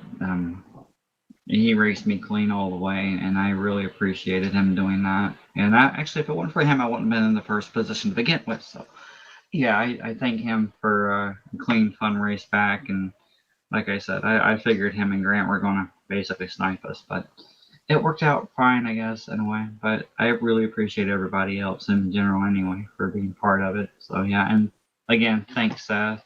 Kyle, appreciate you commentating this. Maybe Michael's the curse. I don't know. Yeah, we could just blame it on Michael. Good idea. I'm down with that. There you go. There's right. There's 3 in favor of it, so the motion passes. Jess, congratulations on the victory here tonight. Yes, congratulations. And best of luck here for the remaining races that we see here for Shake and Bake Series. Yeah, and Kyle, you're welcome. May not have happened on your birthday like you planned, but you got one. There we go. Better late than never. Absolutely. That's Jessica Lauralee. She's in victory lane here tonight. User The was winner moved out of your of channel. race number 2 of season 6 of the Talladega Nights Shake and Bake Series. Well, I said earlier on tonight that this point standings more than likely was going to undergo a facelift with who we saw end up finishing up at the front, who we saw finish to the latter middle portion of the field and out of the race. What we showed tonight for the playoff standings, those highlighted in green above the top 12, I think it's going to look entirely different when we resume coverage of this season in 2 weeks' time. Yeah, I can only imagine what the standings looked like as everybody took the white flag and then everybody came back around. I mean, that's... A wild one here tonight. Chevrolets so far have parked in victory lane in the first 2 races of the season. Rodney Sullins last week, Jessica Lauralee here tonight at Talladega Nights Super Speedway. Again, reminder to everybody, next Saturday night, the Shake and Bake Series is off. They will resume in 2 weeks' time, and we'll have coverage for you here on FRN. But no broadcast Saturday night. 2 weeks from tonight will be race number 3 of the season. A wild one here tonight. We saw pit strategy. We saw some big ones. We saw the massive one coming back here to the start-finish line, and Jessica Lauralee picks up the victory. We thank you all for joining us here this evening. We will see you guys in 2 weeks' time for the continuation of Season 6 of the Talladega Nights Super Speedway Series, the Shake and Bake Series. For Kyle Matthews, I'm Seth Cole. We'll see you guys in 2 weeks as you've been watching another broadcast courtesy of FRN, the Flatout Racing Network. This broadcast is the copyrighted work of Flatout Racing Network and may not be rebroadcast, retranslated, or used in any form without the express written consent of Flatout Racing Network and iRacing.com Motorsports Simulations. Flatout Racing Network would like to thank you for your support, and we hope you enjoyed tonight's broadcast.